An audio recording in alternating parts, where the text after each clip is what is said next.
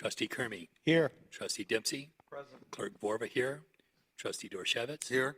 Trustee Heitman. Here. Supervisor Heising. Here. Everyone's present. We have a quorum. Thank you very much. I'd like Bill Carter to do the Pledge of Allegiance tonight, since he's the only person here who's not being paid to attend. Allegiance to the flag of the United States of America and to the republic for which it stands, one nation, under God, indivisible, with liberty and justice for all. Thank you, Mr. Carter. It's always good to see you. Okay, next up is approval of the agenda. Any comments or questions? Hearing none, need a motion. Mr. Supervisor, Mr. Heitman. I move we approve the agenda. A motion is made by Trustee Heitman. Is there a second? Second. Second by Clerk Vorba. All those in favor signify by saying aye. Aye. Thank you. Next up is approval of the July 10th minutes. Comments or questions? Yes, sir. Comment, please. There was a comment on where is it? It doesn't really fairly characterize what I said. Where is it? Here? Page 5. Yeah, I think it's page 5.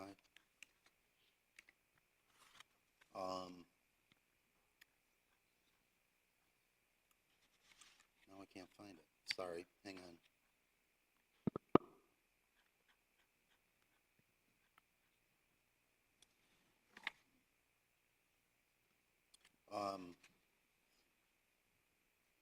Oh, here it is.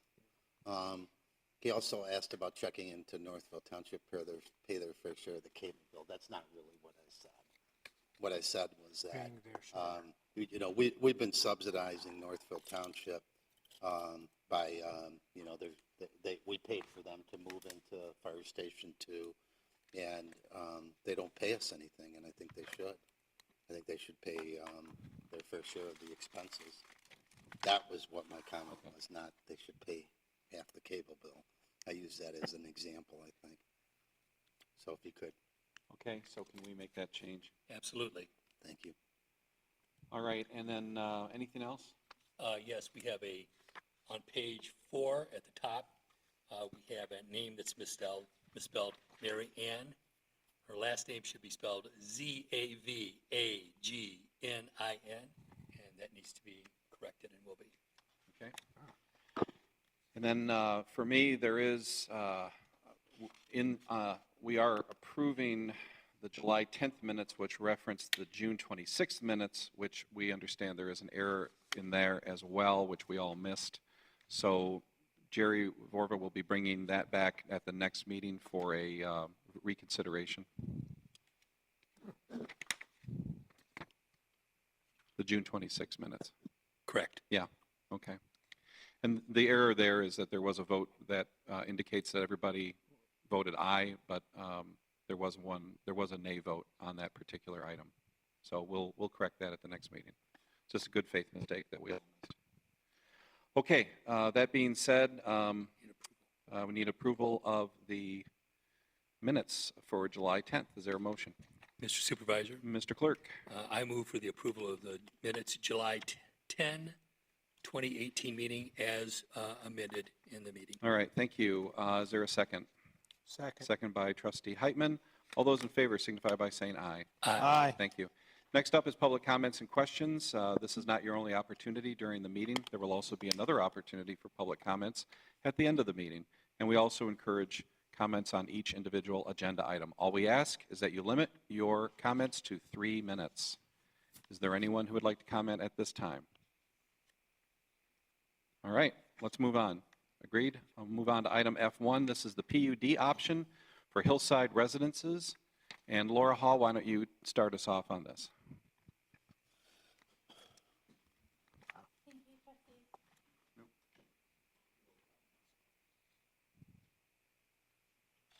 Testing. Okay, thank you.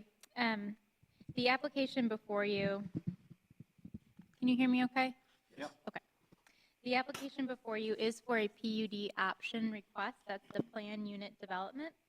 The subject site is 3.5 acres. It's zoned the C2 General Commercial District. And it is the parcel that currently contains the Courthouse Grill restaurant. The applicant is requesting a PUD option for development to do multiple family. And this is a very similar development process that occurred right across the street, right to the north with the ravines. That's apartment and condo development that was also developed under a PUD and is zoned the C2. The applicant's request specifically for a PUD is to develop 2 multifamily apartment buildings with 88 units. There's a proposed mix of both 1-bedroom and 2-bedroom units. Both buildings are planned to be 4 stories in height. And it meets the maximum permitted density under the PUD ordinance. There's also covered parking underneath both of the structures and surface parking lots for just over 140 parking spaces right now. I'd like to just note that the PUD option is a 4-step process, and this is the second step in that process. If the option is granted, then at that time, the applicant goes back to the Planning Commission and starts to really flush out the site plan for both tentative and final, and then comes back again to the Board of Trustees for your ultimate review and approval of the project. I'd like to note as well that one of the conditions and considerations of the Planning Commission's recommendation to this board was that the existing farmhouse, it's from the 1889, I believe, that would be preserved in part during the project. And there's also several other conditions that the Planning Commission attached to this project.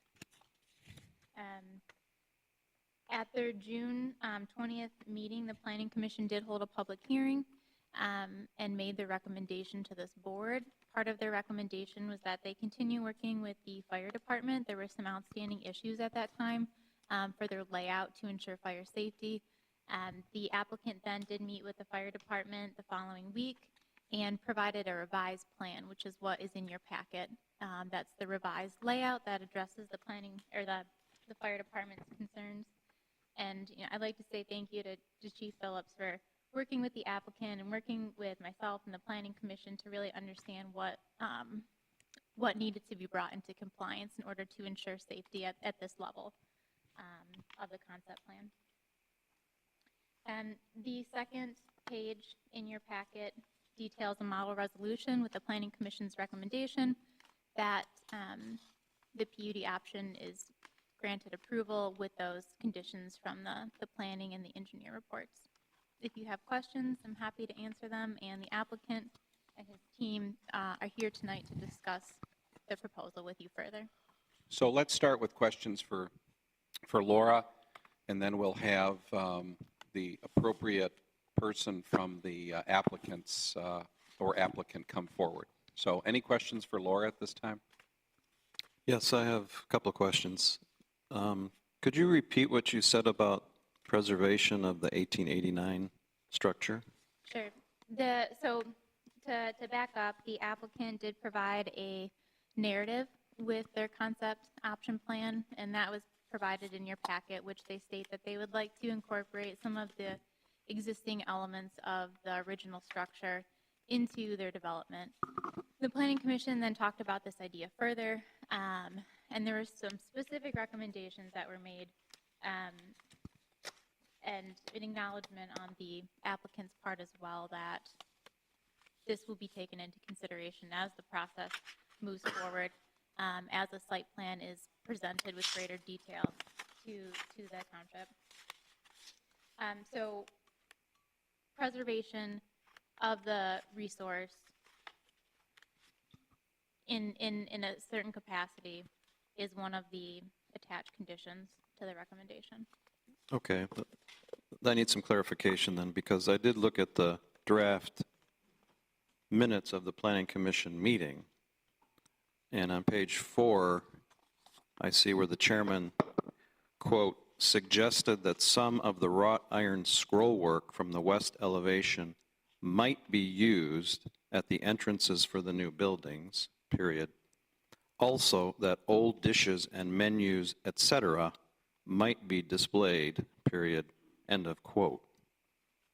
That's not exactly the same as preserving the 1889 structure, is it? It's not preserving it in its entirety, no. The minutes don't reflect that there were other items discussed at the meeting, including perhaps maybe a historical marker or some of larger pieces, components of that structure being salvaged. It wasn't gone into that in depth, as they haven't reached site plan review at this time.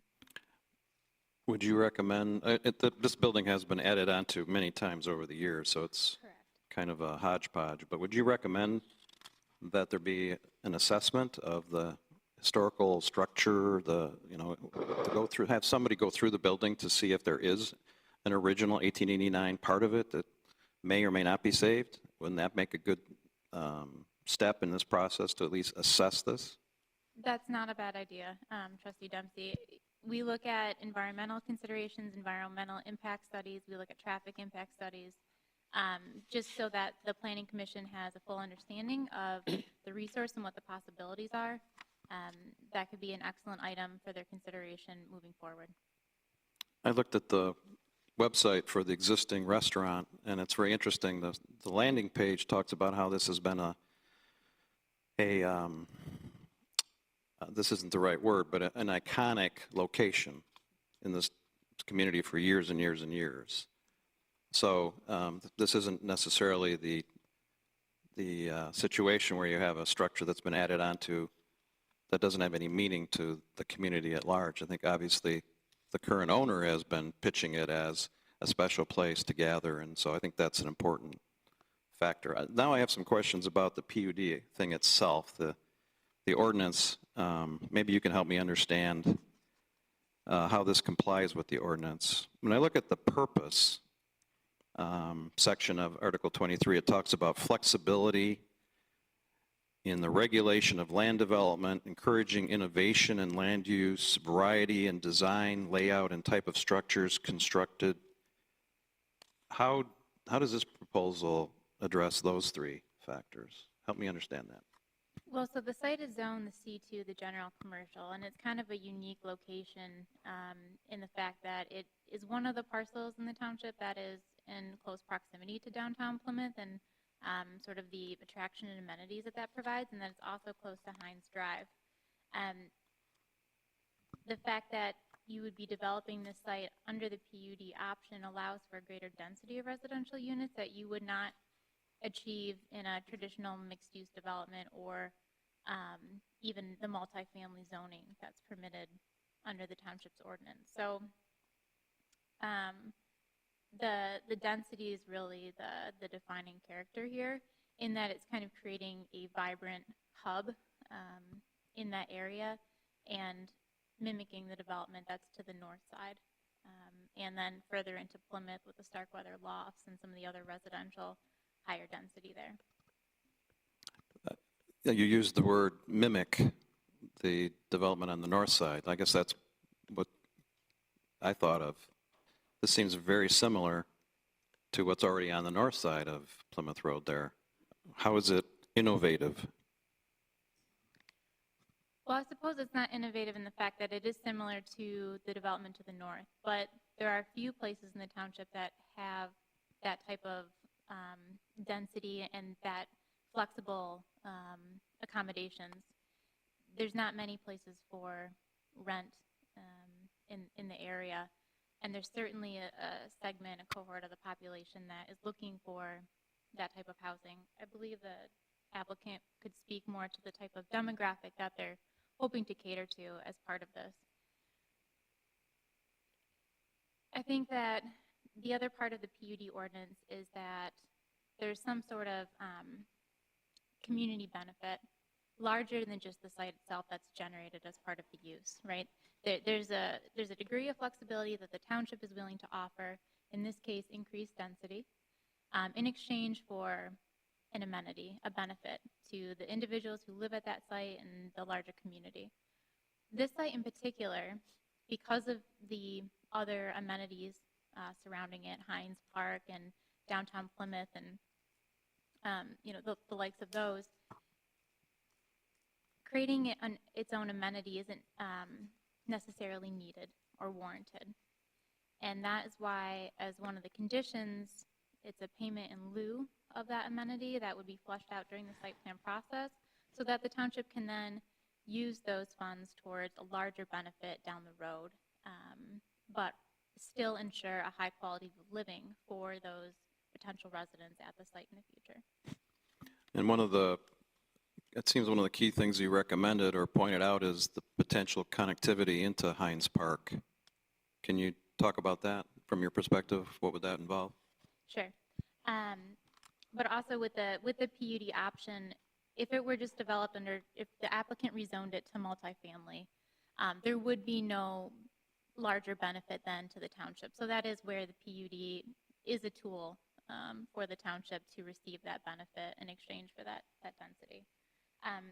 As far as the connection to Hines, this hasn't been fleshed out yet, but that location is a great example of how you cannot access Hines Park, which is one of not just the township's but the region's most important assets and gems. It would be wonderful if there could be some sort of grant that was applied for in connection with the state, with the city, with Wayne County, that really allowed access to Hines Drive in that location, or maybe some other improvement, enhancement to that resource. But it's a pretty steep hill there, right? It could is use steep steps. on the other side of the bridge, but that's something that could be regraded.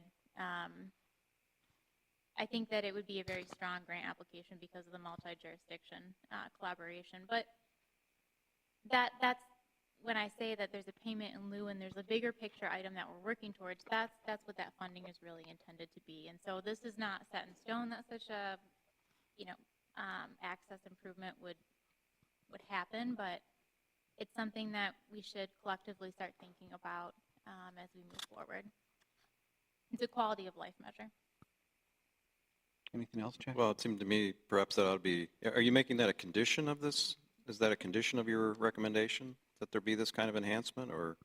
The condition of the PUD option is that there's a payment in lieu, because it's unlikely that I don't get it. Creation of amenity on site wouldn't be very utilized, highly used. Yeah, so no point in having a gazebo and a little walking trail on the property itself, especially when you have Hines Park right next door. I get that. There's also this issue about whether we have collected and tracked these payments in lieu of. So I think that's being reviewed by you and others. So I don't think we have a great track record really on that. But I'm really intrigued by this connection idea, and it seems to me that'd be a great aspect of this that would really make the PUD ordinance fulfilled. But absent it, and absent the historic part, it's just another apartment complex that's being built, replacing a restaurant. So I don't really, that's my point of view. Am I wrong? I agree with you. Makes sense. You're correct about the higher density residential. But I would like to say that this is why we're going through the process, and this PUD option approval is the beginning, and to really go through the site plan and to what you just recommended with the historical resource investigation study. I think that's a fantastic idea that could really help shed some light on where this project is going. But there's still a lot of steps, before this gets to where the applicant is going to the building department and to Sherry and pulling permits. I assume that these units will all have a sprinkler system for fire suppression? Okay. And the parking. Yes? Yes, and the parking. Any other questions from the board? Yes. I'm confused. When you say payment in lieu, what will the applicant be paying for? And what will be held in escrow to do what? So this is something that the township has collected in the past, and many municipalities collect for. Let's say, for instance, sidewalk. That's what we've done a lot of sidewalks, but I'm trying to understand a sidewalk is on the drawing. Mm-hmm. That's already part of the thing. So what is the item? Is it this proposed access to Heinz Park? I'm confused, so I just need some data to help me out. Sure. So just like we also do payment in lieu for landscaping, as part of the final site plan process with the building department, it has been requesting, and as part of the planning process, is a cost estimate for all the site improvements.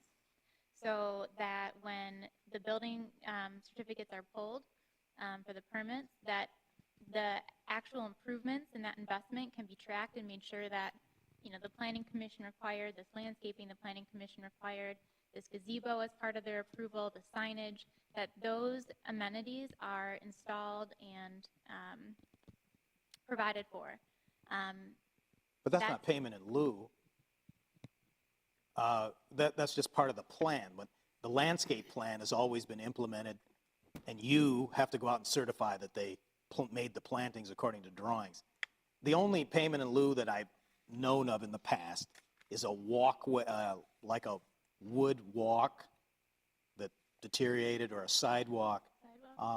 So maybe I don't understand, but I don't know what we're getting in exchange. So Laura, we got to be more specific about this, okay? So what you're looking for is, in lieu of a gazebo or a pond or something on site, what we're going to do is we're going to ballpark a dollar amount for a ramp. I don't see steps because that's not ADA, and we're building in Wayne County parks. I mean, there's a lot of issues that we're going to have to deal with. But let's just say, what would a dollar amount be for a ramp of some sort to go down into Heinz Park? Is that 50 grand? Is that 100 grand? I don't know. And I don't know if we're ready to make that decision tonight either, but it sounds to me like we're going to have to set aside some amount of money in an escrow that we are aware of, that we would eventually be able to draw down from to build this amenity.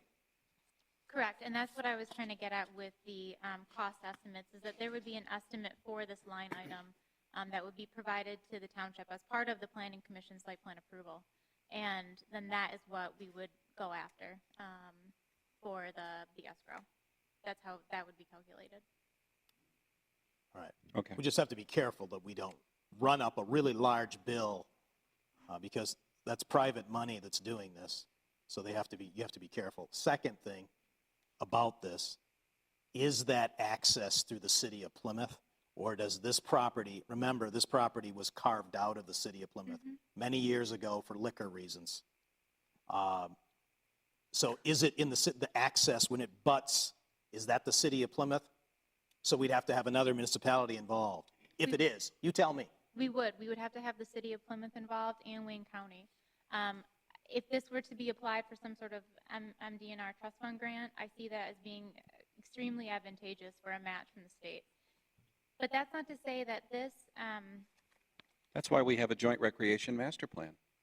It is, and it's also why this payment in lieu option for sitting in escrow is not just this applicant's contribution. It consists of other residential developments who only did sidewalk on one side of the street, or for some reason or another could not provide all the replacement trees. These monies collectively together, will be at the township's disposal to formulate a plan what to do with them. And maybe it's not Heinz Access. Maybe it's something like a sidewalk gap program for connecting Ann Arbor Trail and McClumpa. I'm sure there are multiple projects that could go towards the benefit of the entire community as a result of allowing an increased density at this location. So what you're saying is that the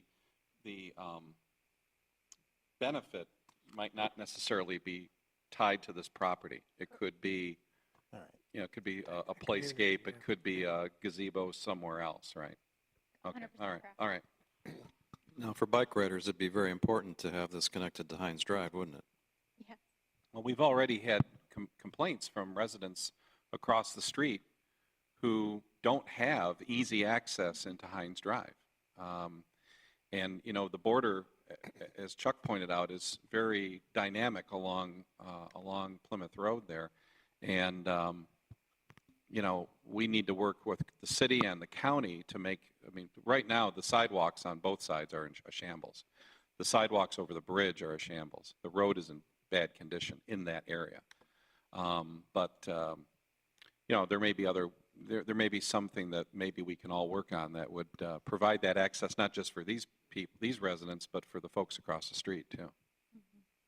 I have one other question about zoning. It's presently C2. Will it require a rezoning, or is this PUD designation handle it? The PUD designation handles it, correct. I have one technical question I just noticed. Is Jonah Properties, are they the title holder? Not yet, maybe. I don't recall what's on the application. Does any of the developers want to answer that? It's under contract. I thought I saw somewhere in the ordinance that it has to be the title holder that, yes. That's true. Section 23.3, application for approval shall be made by the title holder. So that may be I it. believe the Plymouth Township PUD and site plan and special land use applications, there's a provision within that application that if the title work is provided and both the applicant and the title holder sign off and it's notarized, then that's acceptable. It's been that way for, I'm not sure when those applications were made, so. So the title holder did sign off on this application? I believe so. I don't have the application in front of me, but Well, they can answer it. The title holder has signed off on the application, correct? Okay. All right, do we have any questions from the board to the developers or their representatives? Yes. I'm not encouraging it, but.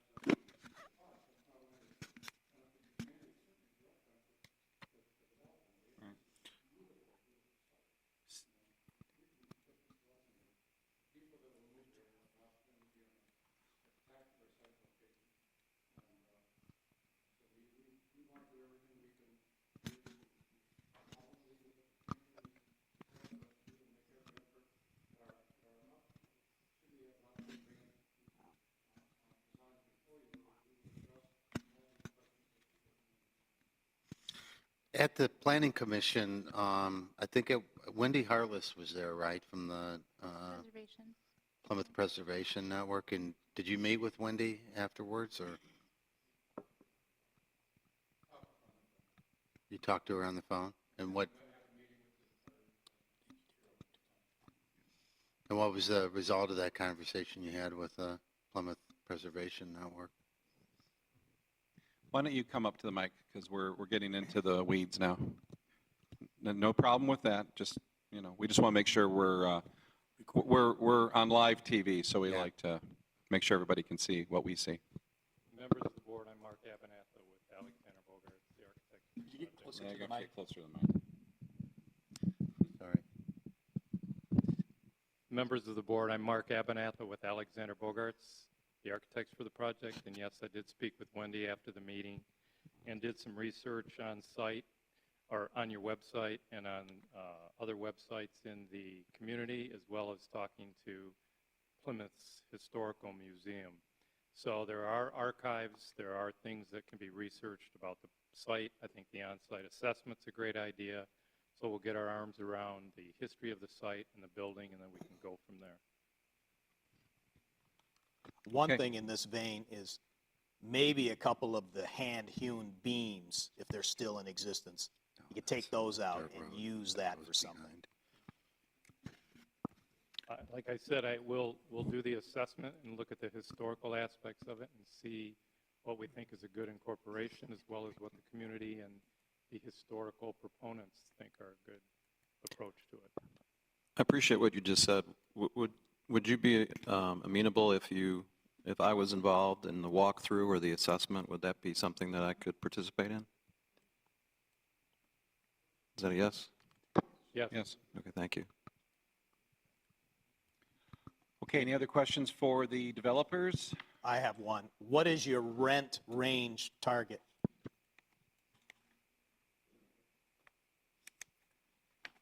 And are you having a swimming pool? Leo Gonzalez, CRS Commercial, on behalf of Jonah Properties.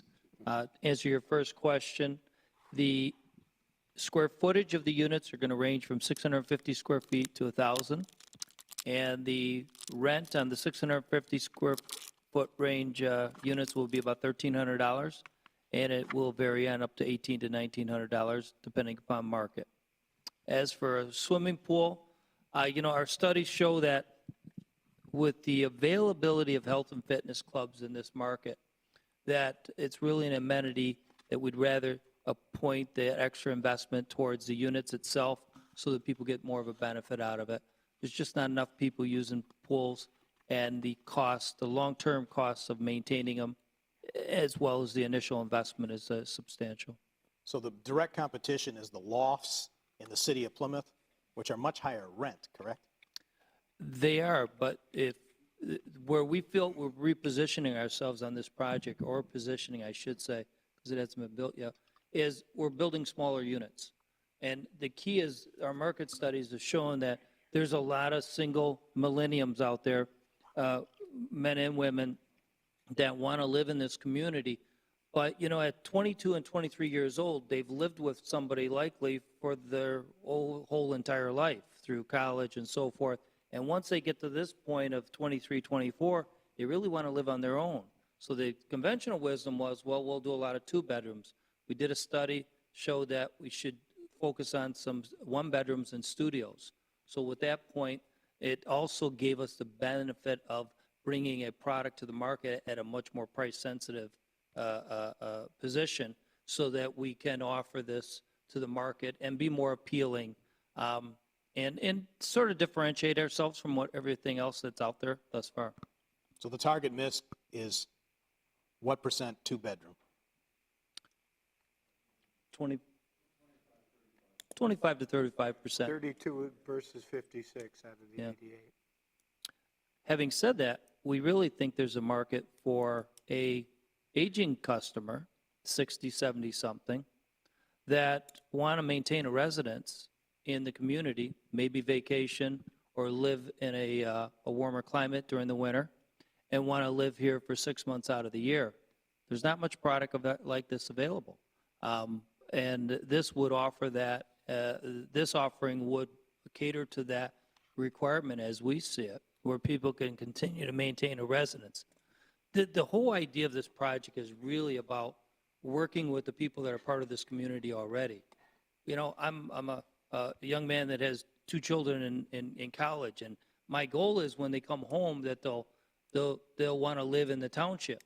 And their first step, unlike maybe my first step, will not to be buy a house.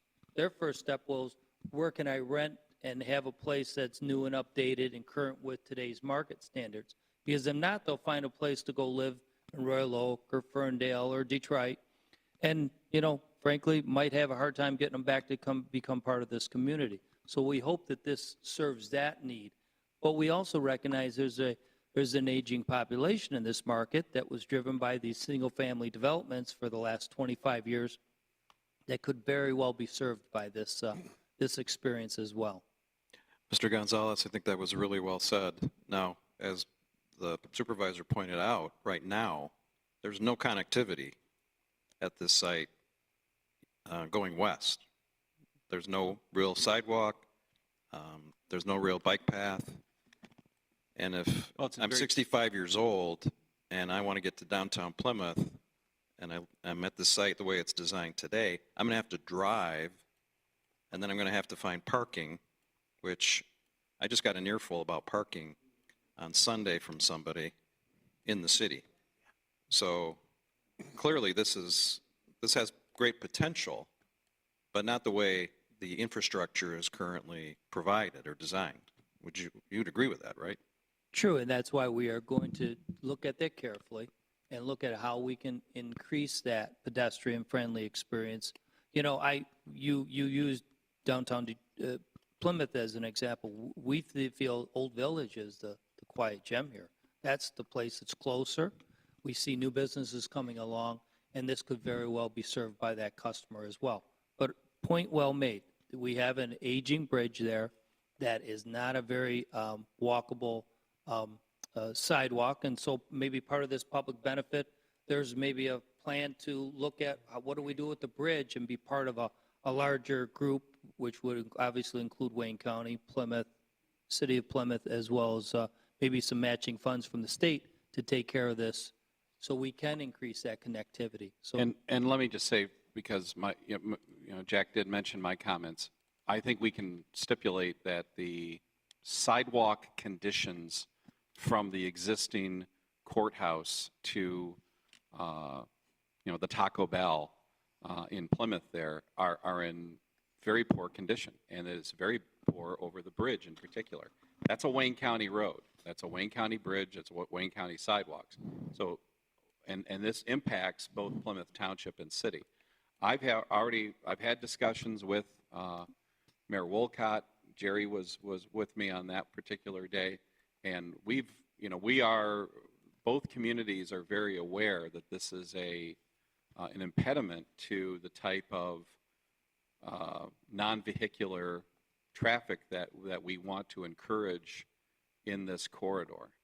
And I think not only into Hines Park, but also into Old Village as well, because that is rapidly becoming a cool destination for millennials. In fact, Oliver Wolcott told me something like the average age in that precinct up in that comprises Old Village, like the average age is like 29 or something like that. I mean, it's really becoming a city within a city. So we want to encourage that kind of connectivity, and but we also have jurisdictional issues to worry about, and the big player there is Wayne County. So I'm not sure who this question is for, but just to the east is the entrance to Riverside Cemetery. What's the concept for how this housing development will interface or be affected by that? it will not. It's a city road that services the cemetery, and all of our access to the property, vehicular access, will be off of Plymouth Road. One of the buildings, though, will parallel that road, right? With a green belt behind it, yes. Okay. It will parallel it. So there'd be more of a green belt on the west side of that road, or the east side of the property, I guess is more accurate. That's correct, yes. okay, anybody Sorry, else? just one more question. I looked online and saw a lot of commercial experience from Jana Properties, but I didn't see much residential. Could you talk about residential experience and specifically a project that mimics this as closely as possible?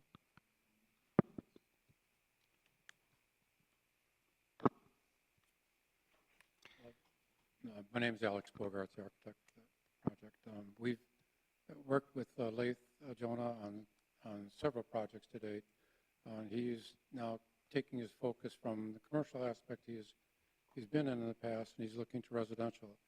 He's also partnered with he's considering partnership with one or two very experienced builders, one of the ones that we've recommended to him, that we've worked with for the years in the past. As I said in the last meeting, my My practice, we have done, I've had, in the 40th year of my practice, Okay, just, I was saying that on the, from a multifamily standpoint, we've had my practice 40 years, and we've done apartments and condominiums all that time.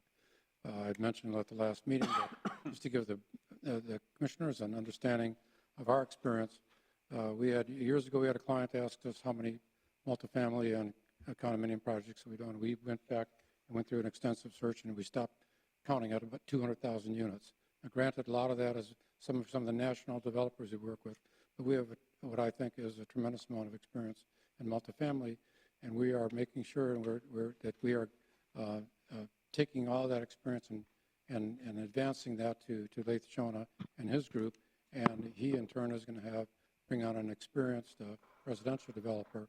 I know he can do it himself, but he's also, within his own wisdom, he sees the benefit in bringing someone on that has that experience, and so that's what we're looking for the first few projects we're doing with him. okay. What projects has this company done in Plymouth Township? That my firm has done in Plymouth Township? Jonah. This is the first one? No, yeah, Okay, any other questions from the board? Any questions or comments from the public for either Laura Haw or the developers?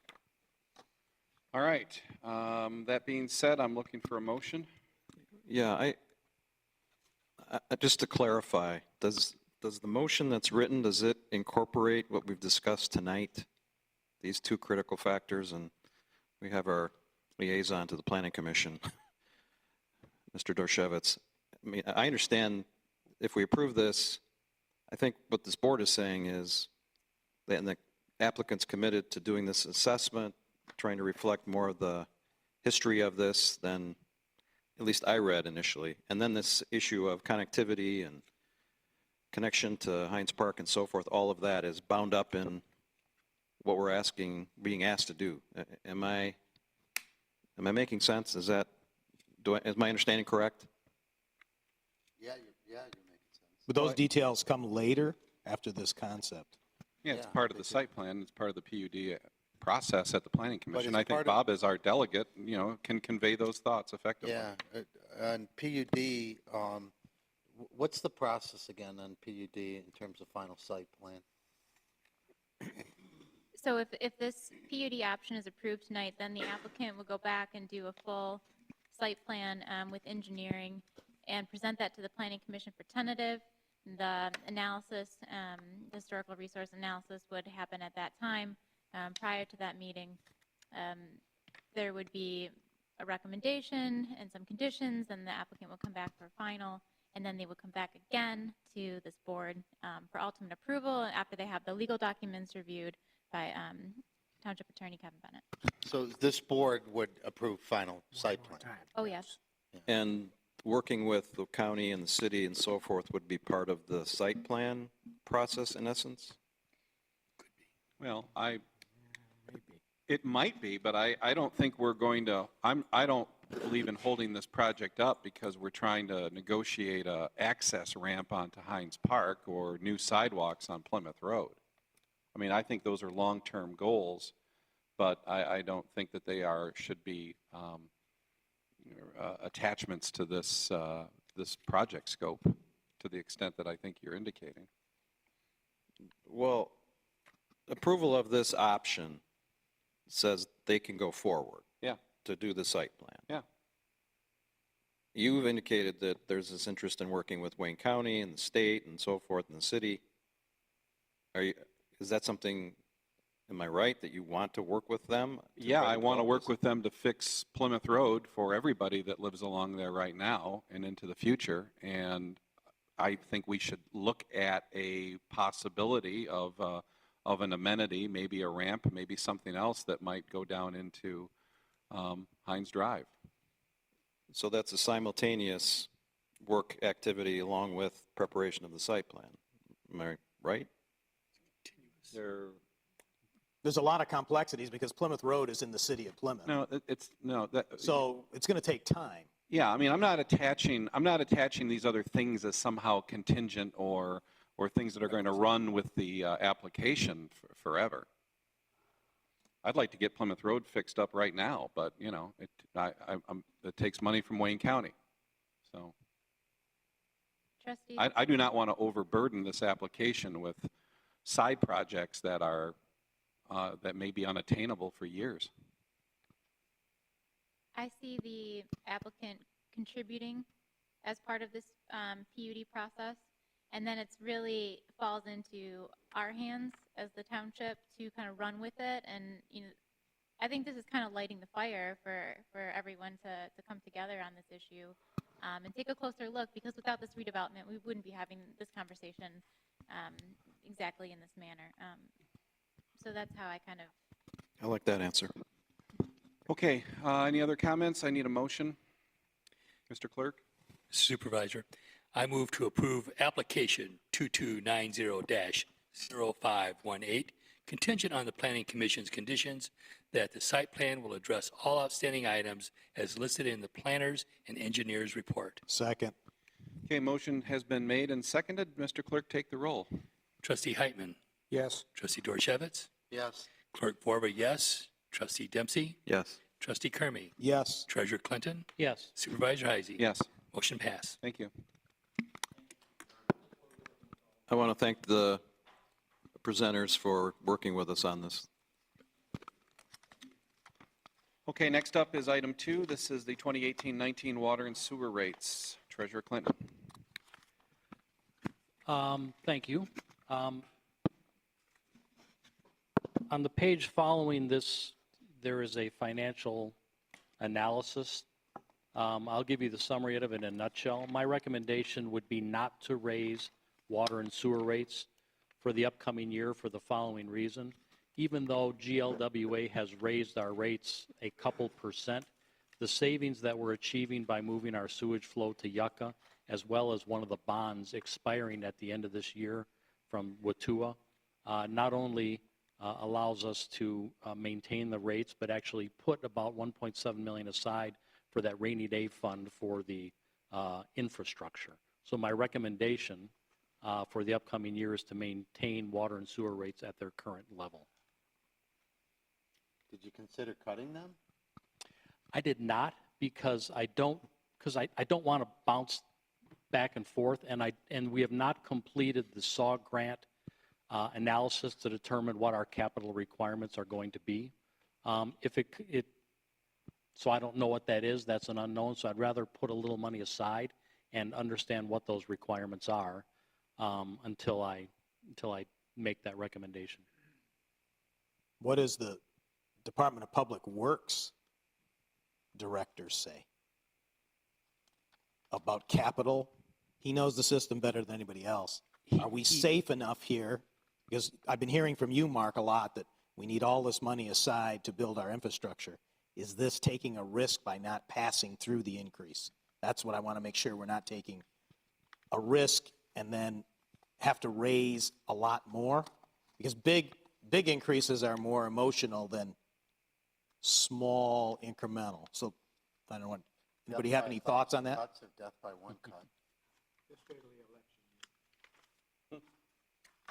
Wait till election year to raise them big?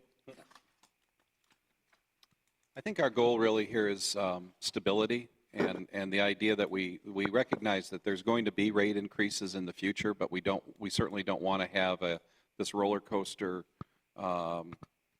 scenario that we've seen for the last several years around here. So I would recommend that we increase rates only if it wasn't for the substantial savings that we're seeing this year in the full pullout from Wayne County. That's been a year now, and I think we have seen a substantial savings from that. And are they bigger than we anticipated or about what we thought? The savings from our 1-year anniversary of being outside of this I think the savings are about what we thought. The added benefit is that one of the 2 bonds that we pay to Watua it's in its last year and it's gone by the end of next year. So that's the added benefit of that was for savings pipes or with for Watua. that was for pipes, right?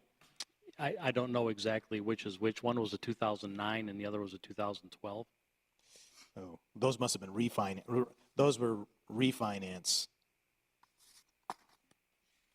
The pipes were put in beginning in 1988, and then we had the YCUA, which was the big one, where we had 25 to 30 million, I think it's 25 million in, I don't know, like 2000. So those must have been redone at the low interest rates in '09 or whenever. Yeah, I don't know.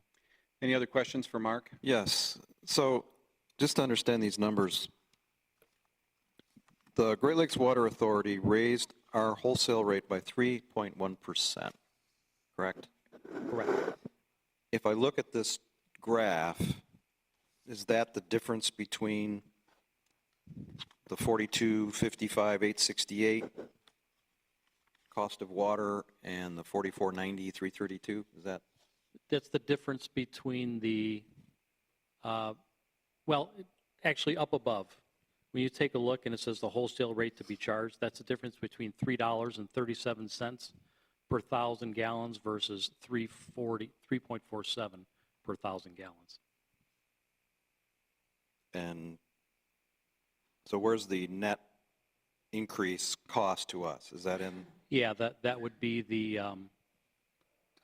cost of water from the 4.255 to the 4.49. Embedded in that is an additional anticipated volume increase. Okay. So there's a double effect of a higher volume and a slightly higher per 1,000. But So then this shows we can absorb that and still end up meeting the total revenue requirements line, which is further down on this sheet, yeah, we and will end up with a exceed- surplus We will have a surplus Okay. of a little over $1.7 million without changing our rates. without changing our rates.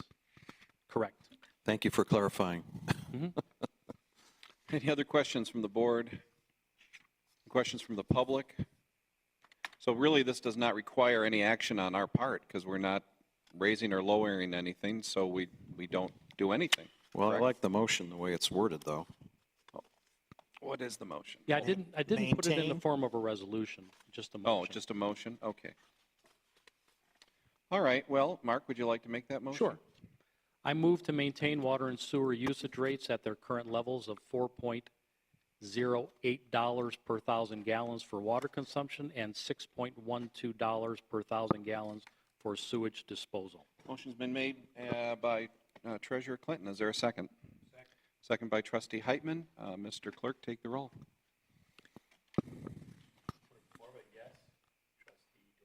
Yes.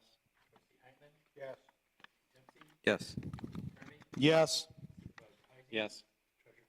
Yes. Okay, thank you. All right, next up is the solid waste fees for 2018-2019. Finance Director Kushner.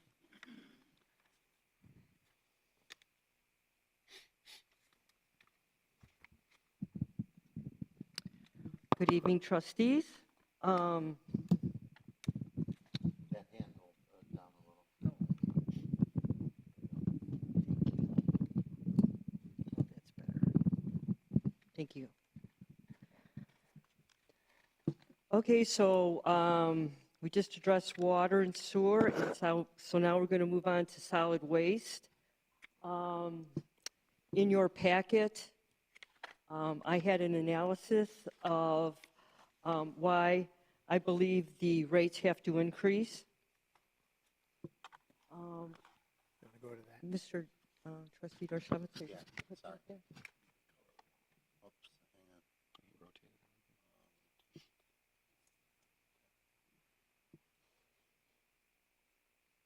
You want to go to the next one here, or? Yeah, the schedule. Yeah. This The one with yellow and Yep, green. the schedule, yep.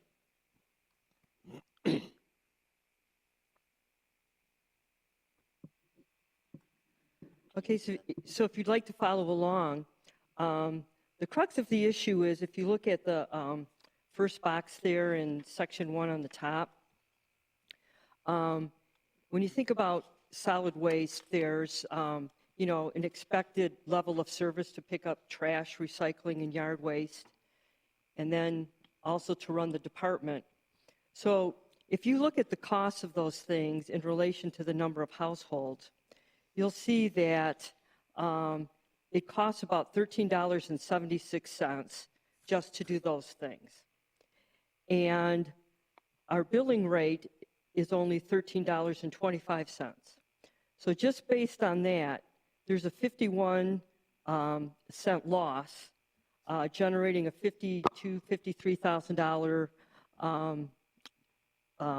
loss to fund balance, just because the rate that we charge isn't even covering the costs of running the department and the essential solid waste services. So then if you look at what I have highlighted in yellow, those are additional things we do for the community. We hold that household hazardous waste day, we have the shred event, recycling, et cetera, et cetera. So if you divide the costs of those services by the average number of households, that costs an additional 46 cents. So going back up to the top there, you have $13.76 for what I would call essential services, 46 cents for the extra services, which comes to a total of $14.22 to meet the cost of that department when we're only charging $13.25. So the combination of the two gives you an inherent loss of $101,000. So we go to section 2 then. So if we were to break even just covering the $14.22 with our current rate of $13.25, we would need a rate increase, a monthly rate increase of 97 cents a month, which is a 7.3% increase. And that equates to an $11.60 a year charge per household. But another thing you need to consider in this, if you look to section 3 of the fund balance, our audited financial statements that were issued a couple weeks ago showed we had about $102,000 in fund balance. When you think about it, we're already into July. And we had a budgeted expense over revenues for 2018 of $101,000, which means we've already practically eaten into half of that. So we're proposing, in addition to covering our costs, increasing or augmenting the fund balance by $25,000, which equates to 24 cents a household. So if you look at the pink box, the second line there shows the covering the costs of $14.22 plus 24 cents to augment fund balance would give us a total increase of $14.56. Not a total increase, a new rate. A new rate.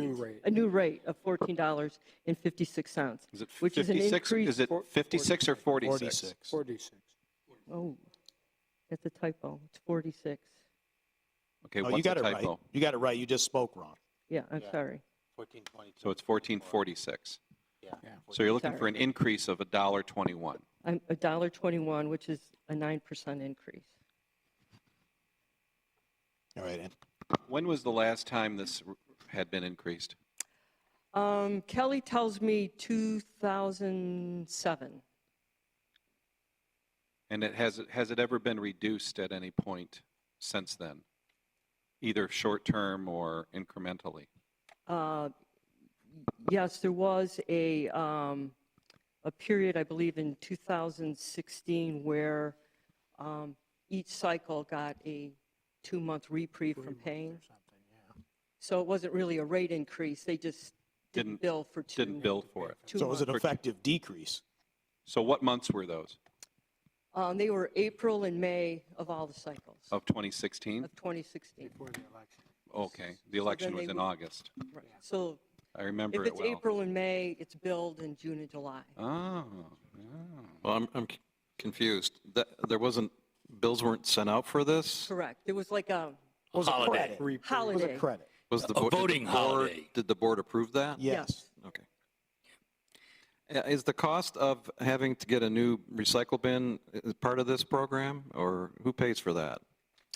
If the GFL destroys my recycle bin and there has to be replacement, is that part of this program and the cost of it, or I think if GFL destroys it, they replace it, but if At you their want a new cost? one, you have to pay for If you it. destroy it, you have to pay. You have if to- I use it to slide down the sled hill Yeah. at Township Park, I have to pay for it, but if Correct. they Right. destroy it and emptying it, that's their problem?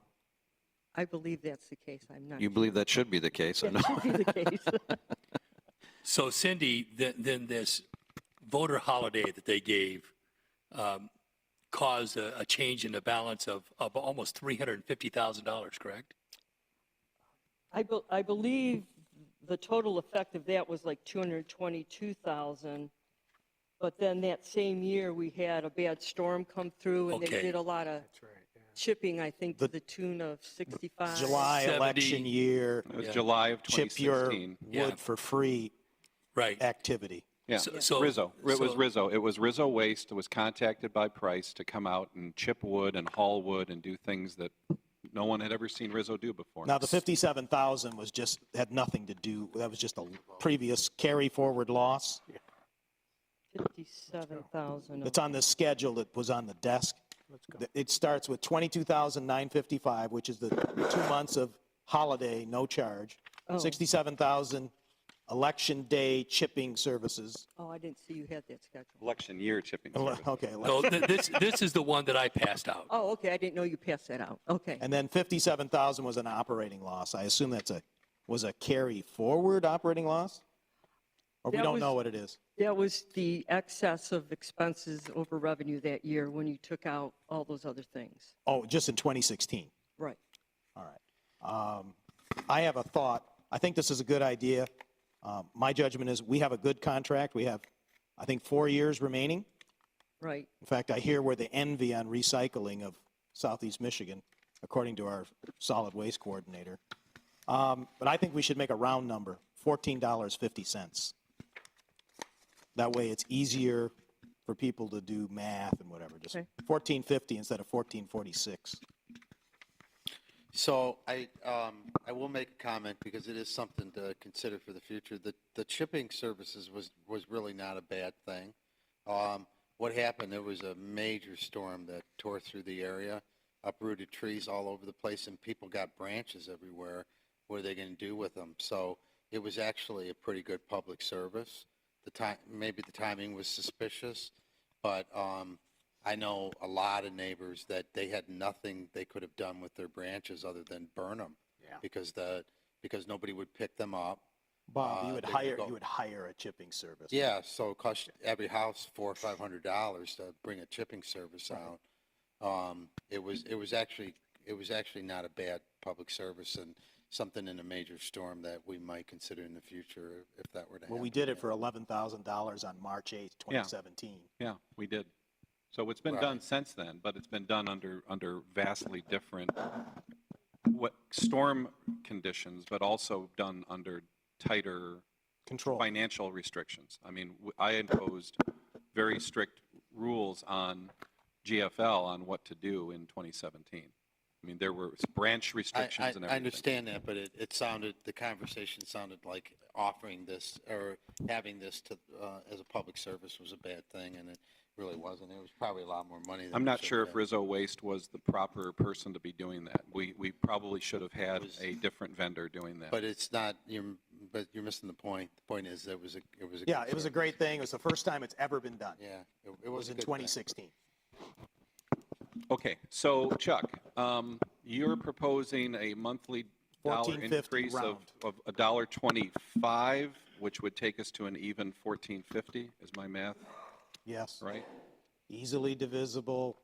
No. Why does it need to be divisible? Because when some people share their expenses in the house and things like that, it's just a round He number. likes round numbers.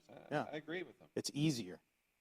In fact, I'm looking at the water rate things. I'll have the same comment there. These things are down to very bizarre decimal points for hourly, or keep it simple. Okay. So, Any other comments from the board? Any comments from the public? All right, now I'm looking for a motion, but it may, Chuck, you may want to make Yeah, that I'll make motion. it. Where is the piece of paper here? But see, the motion's going to have to be changed because Well, the that's not resolution's got to be changed. per the attached Yeah, the schedule. resolution one. That's okay, it's just paper. So now we go to 9.4% instead of. Proposed motion. I move to revise the solid waste fee for 2018, 2019 to $14.50 per month. Is that what it is? Month, Cindy? Yes. And then the resolution, I guess you need to tie that resolution to Reflect the motion. reflect the motion. So on the first page of the resolution, you have to change the 14.46 to 14.50 if you do this. Okay. I mean, is that understood by the clerk and everybody for, Yes. for Understood. rewriting purposes? Okay. All right, so Chuck has made a motion. Is there a second? Second. Second by Clerk Vorva. Mr. Clerk, please take the roll and no other discussion. Trustee Kermy. Yes. Trustee Dorchevitz. Yes. Trustee Heitman. No. Clerk Vorba, yes. Supervisor Heisey. Yes. Treasurer Clinton. Yes. Trustee Dempsey. Yes. Motion passed. All right, thank you. Next up is item F4. This is the water and sewer system fee schedule. Now, as I told you in an email this morning, DPW Director Felrath has had a family emergency and could not attend tonight's meeting. If it is your pleasure, after we talk to Cindy and Sherry, we can either continue forward and vote on this, or we can defer it to next week's meeting. Defer it. But I would prefer that we have Sherry and Cindy here if anybody has any So we questions. can discuss it if we. Rationale.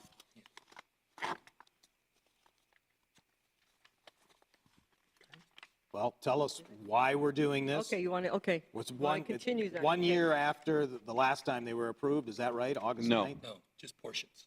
Portions. This is the water and fee schedule. What we did last fall was the building department fee schedule. Right, and planning. Well, the date at the top here in red did say August 9, 2017. Because that's the latest revisions to the fee schedule from last summer. So that's when we changed it last. Well, no, we not just this. did the building department fee schedules. We did not do the okay. water and Not sewer water and schedules. This is a subset. Yes. Correct. All right, there. Okay. So the purpose of this, let me just tee it off. The purpose of this is we have been looking at all of our various fee schedules for various services that are provided by the township. We started with the building department last year because, as you recall, we were moving from a kind of a hodgepodge type system to the BSNA system, which then expanded into the PZ, what is it called? PZE. PZE system, which Sherry and the staff in the building department love working with. It has really streamlined our operations and put a lot of things online that heretofore did not exist. So we are now at that point where we would like to update our water and sewer fees accordingly so that these new numbers can be plugged into the PZE system and that there will be better integration between the building department and the DPW when we are determining the appropriate costs for services pertaining to water and sewer tie-ins and tap-ins and other work that is performed that involves water and sewage. Fair enough?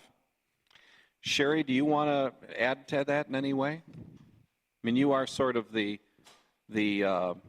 keeper of this whole system. You want, and you had to come up to the mic too. We took the water and sewer agreements, no good. Closer. Just get closer. Use your building department voice. How about here. this? This working? No, I got to be nice up here. No. Okay. We took the water and sewer agreements, which were a handwritten document, And we now have that into the BSNA software system where we now actually have water and sewer permits. So that way all the fees are there. They're all trackable. We can now track every single water tap charge or whatever it is that is being done for any type of water and sewer thing. And what that does, it's not just for new residential or commercial as far as new construction, it's also for people who have been on well and septic and now they want to go into our system. So I literally do the fees for anything that now comes out of water and sewer, goes through the BSNA system. So now is a good time to start changing these fees. It's real easily done now that I can just go in and change the fees. It's kind of up to you guys how you want to do this because the way that we have done it before, and I think Cindy is the one who's going to take over talking on this part of it, and then I can come back into it. Hey, Bob, can you take us down to that part on the agenda? You know, and just to follow up on what Sherry said, in addition to keeping up on all the current agreements and past agreements, this system is adding some more accountability to the system. It makes sure that we don't spend money, more money than we've collected in escrow or whatever per the agreements, and that things don't fall through the cracks. So when we started looking at these fees, and we saw that there was a lot of inconsistencies because they were manually done and kind of filed randomly. I mean, I don't want to put a black eye on the thing, but it was just not very systematic. And we found discrepancies. We found things that were always charged, things that were charged sometimes, things that were never charged. So anyway, when we got together with Patrick, Mark, Supervisor Heisey, or Treasurer Clinton, Sherry and I, and Patrick, we decided that, you know, the whole goal of this was to make sure that 100% of the costs that the township incurs for providing water and sewer services is somehow recovered by a fee. And so what we did with every single service that we provide, we looked at it in 4 components. We determined how much in terms of water and fringes were involved, how much material was involved, how much of our equipment was used, and then we also applied an overhead rate.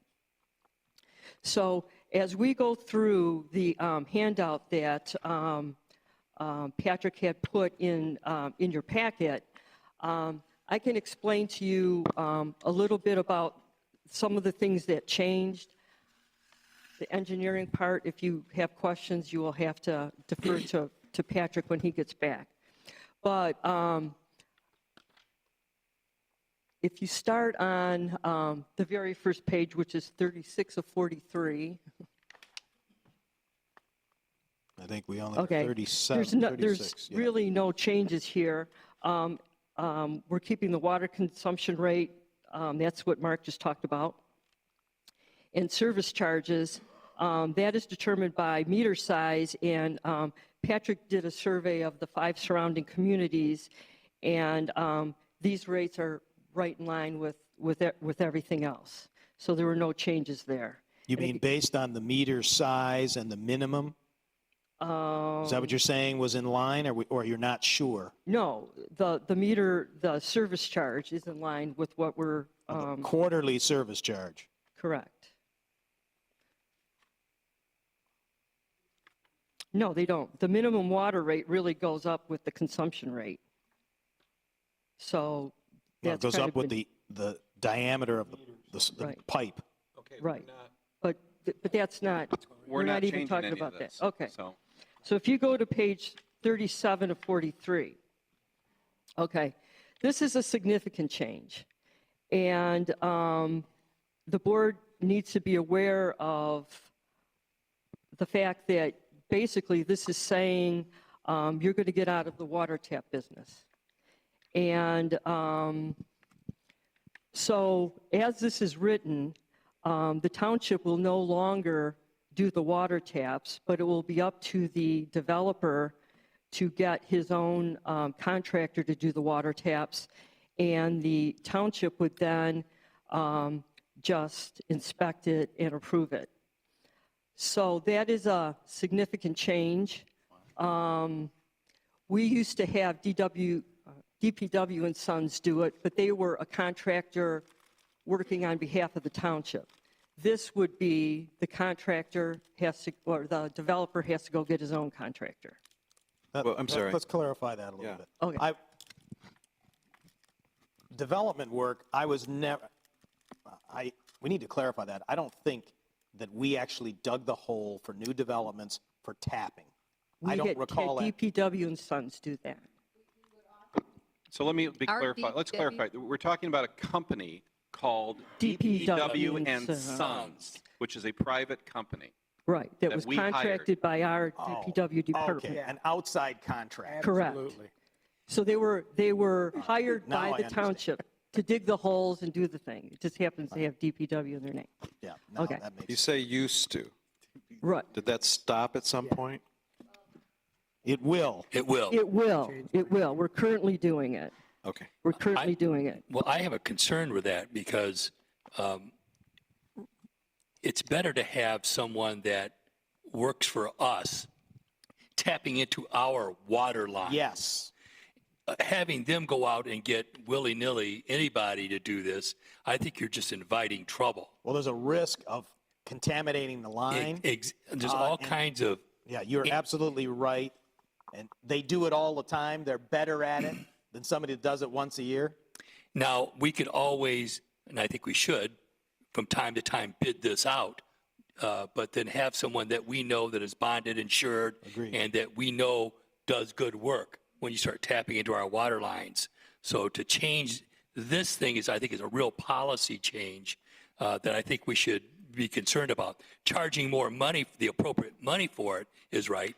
We have right now Walt Menard doing a project over off Ann Arbor Trail where we're charging $750 for the taps, but it's costing us maybe as much as double to do that. So we're subsidizing people because we haven't changed this rate in a long time.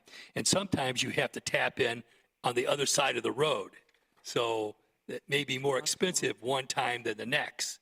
And so you need to have, depending on what's going on, you need to have the right rate charged for the actual work being done. So you're saying is increase the rate so that we're recovering our expenses, but have our own contractor continue to do the work, which is the current policy? Correct. And where did the new policy idea come from? Patrick, Okay, so he's not here to Right. explain it or defend it. correct. No, and we don't have to vote on this tonight. So, I mean, We're just kind of explaining how this all came to be, and this is really his presentation that we're trying to.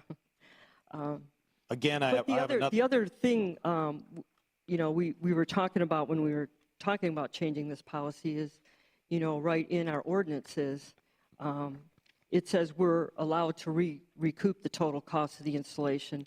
However, it says that, the work will be performed by the township.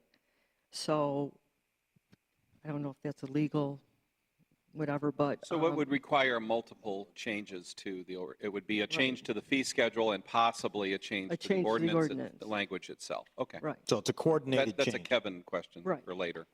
So that's why we're just putting it all out there. Okay. Yeah. So aside from that policy difference, you see the, let's see what's next, the water meter charges.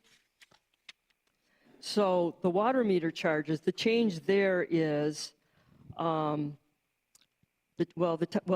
explain this. The township will continue to install water meters that are less than 2 inches, but the greater than 2 inches will have a contractor do it, and the township will only inspect it.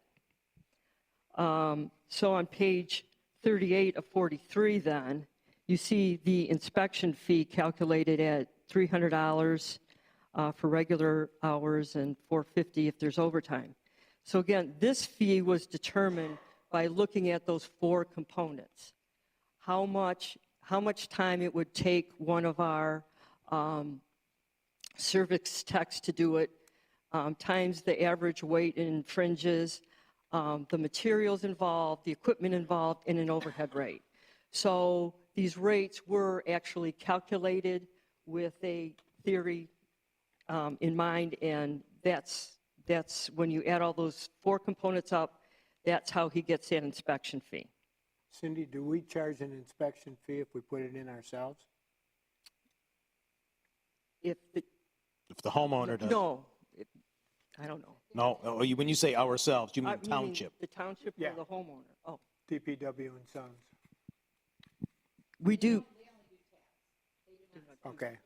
Well, whoever's going to be doing these, We do inspect if a outside contractor puts the meter in. we're going to do the 1 to 2 inch ones, right? We were just Yeah, talking we'll do about- those. Do we and then- inspect our own work then? Not for the meter install. No? There is an inspection charge on the water and sewer permit, and that is so that when the tap is done, our guys are there and they get to inspect that. We make sure that they've used copper. A couple sites have tried to get away using the PEX lines, and they've had to redo them because they didn't call for the inspection like they should have. But the actual install of the meter up to a 2-inch meter is done by our own DPW department, not DPW and Sons. So. But we it's- don't have an inspector actually come out when they're done doing that. No, we assumed our guys know what they're doing. And there is I think a fee for one of the higher level people in his calculation. Microphone. So somebody with experience. Oh, like Dan Gotta use the Hammond? Got to use the Dan mic. Hammond. Use the mic. Use the mic. Yeah, that's kind of what I was Sorry. hoping you were Yeah, going to come back yeah. and say, somebody with a little bit more experience. Right, we don't take, the newest kid on the block and whatever. So, so that is covered internally and included in the cost of installing, So nowhere at all we would be paying for an inspection. not an outside inspector, correct. Just my overall gripe about this is kind of echoing what Trustee Kermy said about the solid waste fees. We need to round down or round up these numbers so that we're not, Next whole dollar. like- yeah, I mean, $300.54 or, it's just $450.82. Just let's make it $450 or $300.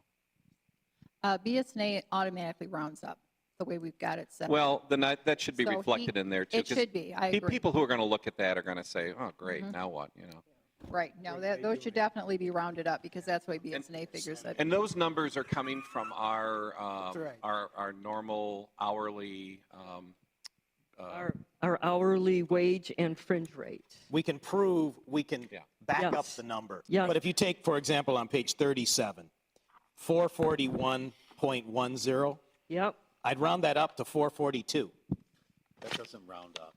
But That's- round them all up, skew them up. round it yeah. down. Well, No, and for every one of she these said services, BSNA rounds up. it rounds up. So round it up to Yep, 442. Round it up. Wow. Yeah. And that way you keep it clean and simple. Just truncate the cents. Okay, So that's just yeah, no, that's that's just a. fine, we'll circle these and, But clearly, this fee schedule involves possibly significant policy changes, which I don't think we're comfortable addressing tonight until we have a chance to discuss them with Mr. Felrath. correct. And I'll make a move to table when we're done talking. Yeah. Okay. Not table, postpone, sorry. Is there anything else here that you want to share with us? Well, in terms of policy changes, the thing if you turn to page 40 of 43, cross-connection inspection, that's a huge policy change there. Normally, well, not normally, in the past, we've been charging $250 per inspection. And all the commercial establishments are visited on a rotating basis, kind of depending on the type of business that they're in. So initially, if a business is inspected, they're going to get a $250 charge. And then if they need plumbing or whatever to comply, they pay that out of their own pocket. And then the company we use, HydroCorp, goes in there and inspects and makes sure they did everything they were supposed to do. So the way this has been changed, though, is because we've had this discussion over the course of the year about apartments and condos, and are they commercial, are they residential? So it's just kind of been a year-long discussion, debate that we've been having. So in the end, we decided condos and apartments are now going to be now fall under the residential plan that is yet to be established, but will be required to be established under the state. So anyway, How much money would we lose by doing this? Because obviously we're talking about almost $200 right. each inspection. So yeah, so let me explain how this Isn't it works. 58.77? Okay, we use this firm called HydroCorp to do the inspections. They charge us about $23,000 a year. So Patrick's thought on this, again, I'm loosely speaking for him, but his thought on this was, let's take the $23,000 of cost to us, divide it by the number of establishments that need this kind of inspection, and then just charge everyone $58.77, or round it up to $60 a year. So it doesn't matter when you're getting inspected. Every year you're going to pay the $60, and then we cover our costs with HydroCorp. But today, then, we have to be making money. We are today. How much money are we losing by making this change? I didn't compute it exactly, but probably, I don't know, $25,000, $20,000? Why wouldn't we make it break even like you? I thought you said you would make it break even by Okay. dividing. All right. This was, okay, this was the discussion we had internally. You get into the Bolt case as to should we really be making money on something we're really just trying to recoup the cost on. So that's break even. That's break even. And before, at the $250 a shot, we were making money. But we didn't do very many of those. For a long time, the cross connects were not being billed That's inadvertently. true. For many years, they were not. And we Yep. had this condo complex that may have been overbilled or whatever. Right. Had to refund it. So we refunded everyone's last year after we billed them $250. So make it break even and show us that you're doing that. And basically, that's what Patrick's proposal here of But you $58.77. didn't say that, though. I mean, you said we're going to lose money, so why don't we make it $80 a year? Because you just said we're going to lose $25,000 a year. We shouldn't be losing No, any. that we No, if we were. were going to charge the $250, we're not going to charge that anymore. Today, we're making an extra $25,000 instead of breaking even. Oh, okay. We're profiting by doing He's this. saying, so our budget. I want that money back, but you guys are willing to give it back and break even. That's fine. You can't charge too much. But Well, We've been HydroCorp, doing it for years. What do you mean you but can't charge too HydroCorp, much? HydroCorp is not changing their fee schedule, though. No. No. So that's why, again, this is a big policy change that I think you need to think about. And, you know, other than that, every other service in here, as I said before, was computed with that 4-component structure of labor, fringes, material, overhead.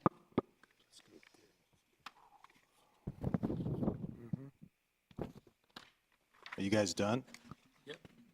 This is a churlish comment, but I didn't understand any of this walking in here. So I didn't understand what we were being asked to do, why we were being asked to do it. We got a resolution and a bunch of numbers and That's why we're going language.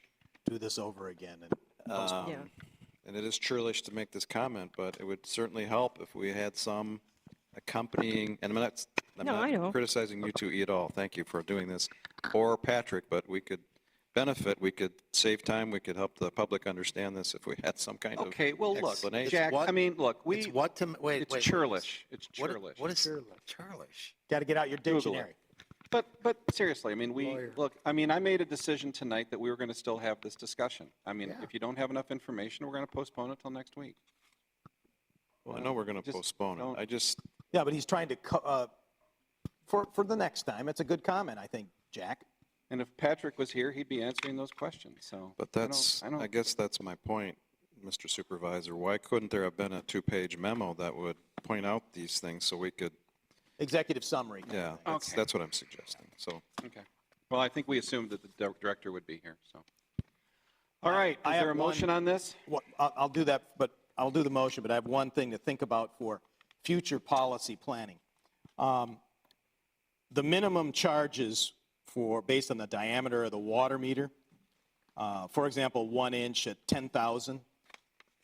Plymouth Township has probably 25% of the people are living alone. And so some people are beginning to feel that they're overpaying. Plus, it is discourages conservation, because when somebody says, well, I'm going to have to pay for 10,000 gallons anyway, I'm just going to waste it to get my money's worth. And that's counter to what we want with water conservation. So longer term, plus the mistake that was made by a developer at the facility on Plymouth Road where they put in 1-inch mains for condos that one person is living in, 1-inch water meters. So we might want to think about this for the future, but it'll take some detailed analysis to make sure that it's going to be a revenue neutral decision. And water rates are not something that the building department determines. It'll be something that the staff will work on or whatever. But we need to think about that, because the number of single heads of household, and Mark Clinton has mentioned this before, single households and conservation, we may need to benchmark and see what other communities are doing, or just maybe make some adjustments, but it isn't urgent. Yeah, no, I agree with that, Chuck. It's the reason that it's set up the way it is right now is because the way GLWA charges us for water, 60% of what they charge is fixed. So they charge us roughly $250,000 a month fixed cost, and then a variable cost for usage. So these minimum usage charges that we put in place basically cover the fixed costs at GLWA. Now, having said that, I've looked at all the other communities and how they bill for water, and everybody has a completely different methodology for billing. I don't think ours is right, but it certainly is worth looking at again to figure out a more equitable approach that isn't going to lose us money in the process. Before we make a motion, I wanted to make one more comment, because we did not address the water benefit charges. Oh, where is it? I'm sorry. What That's page? on page 38. So right there. Oh, yeah, got it. So there, I'm assuming there's no proposed change to that. It looks fairly small, that use factor fee of $2,400 per unit. Yeah. But I continue to hear complaints from people, especially in business development, that, I'm going into this building and I'm changing it from a hair salon to a restaurant, and that benefit fee is big. Huge. And I know we've got one big corporation coming up that benefit fee is going to hit the hundreds of thousands of dollars. We have to look at the benefit fee, or at a bare minimum, we have to cap it somehow. Well, LA Fitness paid $750,000. What costs does this charge recover? This basically is saying that when everybody in this community, let me give you an example, like the SAD charges for road assessments. If people live in my subdivision and they all paid $3,000 to get the roads fixed, and then you move in next year, you don't pay $3,000. This philosophy is you should pay into that system. All the other people in the community paid into the improvements to the water system. Now that they're coming into it, they should pay to benefit the system that was already put in place for them. It's like a membership fee at a country club. Yeah, it's a rights fee. Yeah. It's your price of admission into the Watua system, and Canton and And Northville do the that same. infrastructure that you're now buying into is going to need to be replaced. Right. And that's very expensive. And as people come into the system, you charge those fees for potential replacement and repair. But remember, if you're going into the Watua system, you're not having to pay the industrial pretreatment fee every year to DWSD in Wayne County, and you're not riding on the, the ups and downs and vagrancies of the highly regulated and very expensive Wayne County DWSD system. So your variable costs are probably lower by being in Watua. In the long run, yeah. Long term, yeah. You get sticker shock at the front end, but again, you're paying into your beneficial use into the Watua system. And Northville and Canton do it. It's how we sustain the Watua system. Is there a better way we can tell these businesses that going in, instead of the sticker shock that just says $750,000 for? They have the lowest taxes in Wayne County. Well, that's one factor, but over the long run, they're going to, if they're in Livonia or Redford or Westline, they're going to be paying more in the long run because of the mandated improvements that are going to have to be made to the water and sewer systems in those communities. We have a newer system. So. You know, I don't have note any here. recommendations today. I still think that's something we have to look at. It continues to haunt us, especially for some of these businesses that are coming in. Yeah. And I would recommend that a consultant, I'm not saying Plant Moran, but somebody like them.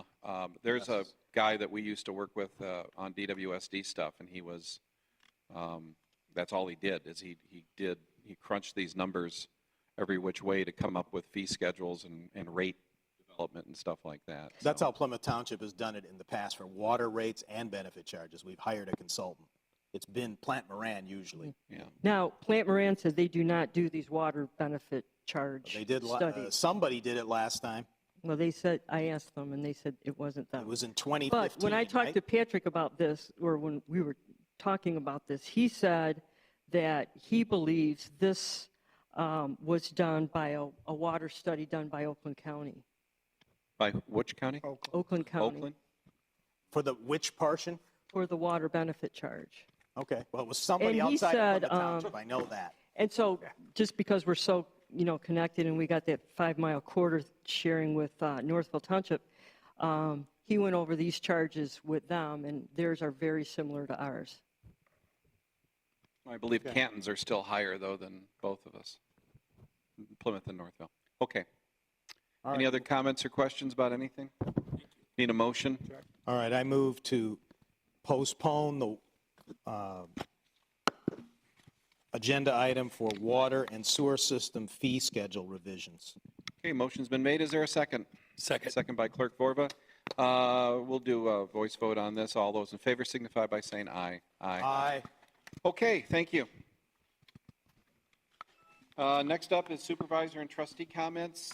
All I want to say is that we will be meeting again next Tuesday at 7 o'clock. And then our August agenda will be a lot lighter than what we've seen for the last couple months. So we're almost done with this June, July heavy workload session. Bob? Gary? Nothing. Jerry? Mark? Good. Jack? Sorry to prolong the meeting, but yes, two things. One is, again, DTE outages on July 8th. Brownouts, I've heard from residents, affected their generators. They're not portable, they're house generators that they had installed. It burned them out? They had to call a contractor out to have it serviced because of these brownouts. So thank you, DTE. And then I've been getting communications because of the article on the McClumpha Ann Arbor Road intersection from people. They don't understand why there isn't going to be a traffic light there. They don't understand why there's this work being done at this cost. And I think it's the best. and I think it's the considered opinion of those looking at it who are in that vicinity, who live off of McClumpher Road, Yeah. that when this work is done, it actually may be more hazardous. Okay. At that Because you have more intersection. lanes to cross, right? Yeah, and because people are going to be turning left in a left turn lane, that's going to stack them up. So I don't know, other than to just voice those concerns. It's not our province. We didn't design this. We passed a resolution saying put in a traffic light. And as Mr. Kermey says, in their infinite wisdom, somebody sitting in Lansing has decided, no, we'll spend this money and not solve the problem, and then do a study and come back and maybe solve it in the future. Yeah. Is that here's- right? All right, so here's the history on it. I don't want to be churlish or anything like that. I hope you're not going to um, defend Lansing.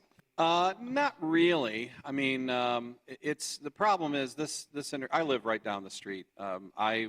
Trying to make a left-hand turn from McClumph on Ann Arbor Road is crazy at almost any time. A lot of traffic going through that intersection. So this has been an ongoing problem for, some people would say, decades. It landed on my desk in the state rep years because MDOT owns Ann Arbor Road. It's the old M14.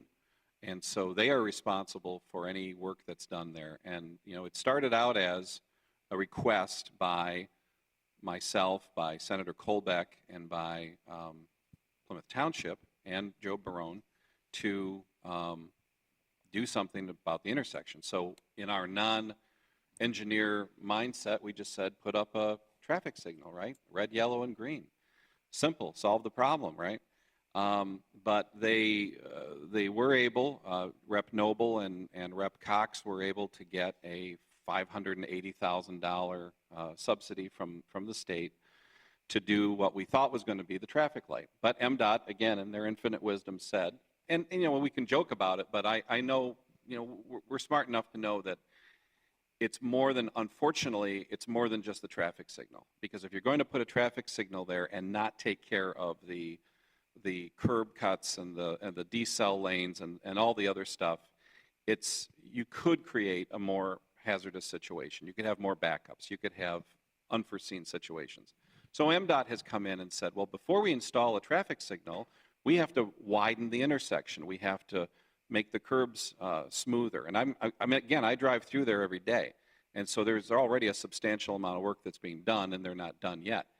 But then they said, well, then after we're done with this intersection improvement, then we're going to do another study to see if we need traffic signals. And that's the maddening part, because we've already done a study.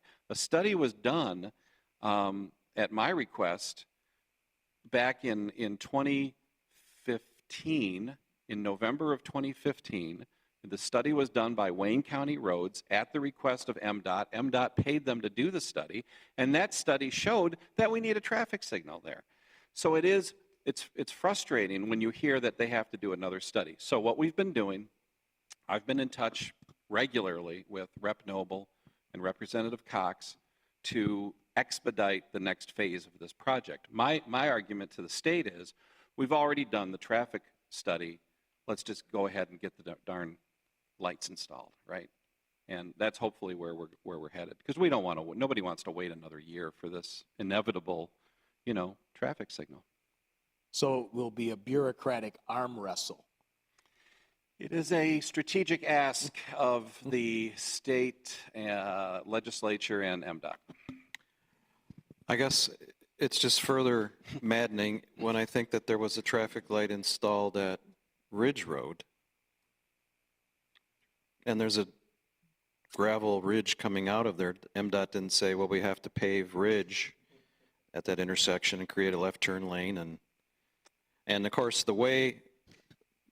sorry to take another minute and a half, but the way you get into the parking lot at the Picnic Basket and the CVS is you either stop in the one lane that's westbound and back up traffic through the intersection, because there's no left turn into the first entrance into that complex. You have to go down and turn in the second entrance, and you have to decelerate. I do this all the time. Sorry to get personal. But this is how the average taxpayer looks at what's happening and says, This is why government is dysfunctional. And the It's speed just, limit, it's just a mile west of this intersection. and the speed limit's 55, too. Exactly. So that's an encouraging report, and I do thank you for your efforts. Yeah, we're working on it, but again, it is a state project, and I'm not defending Lansing, but we are certainly putting the heat on them to expedite the next phase of this project. Yeah, I don't hear you defending at all. I hear you pressing the issue, which Frustrated. I'm very encouraged by. And if I recall correctly, Representative Noble was shocked, according to the article, that this Shocked. was going to happen. So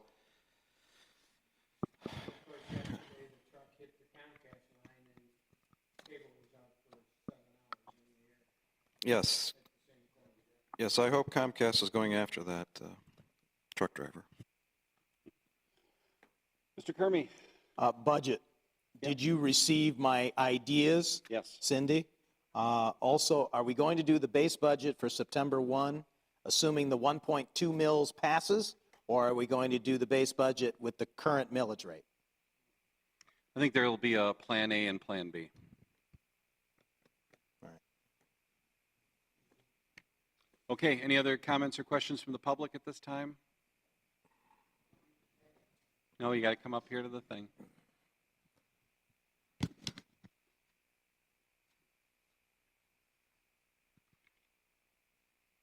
It's probably low enough for me. Susan Bondi. I would like to see, in hopefully the first meeting of the August, I would like to see a report from Patrick or someone regarding the manhole project. I want, what is the progress? I think we deserve that kind of report since it didn't go so well the last time. Well, there will be a meeting with Wade Trim on Thursday to that effect with the staff. Any other questions? Okay, I need a motion to adjourn. Mr. Heitman. Is there a motion to adjourn? Is there a second? Second by Clerk Vorb. All those in favor signify by saying aye. Aye.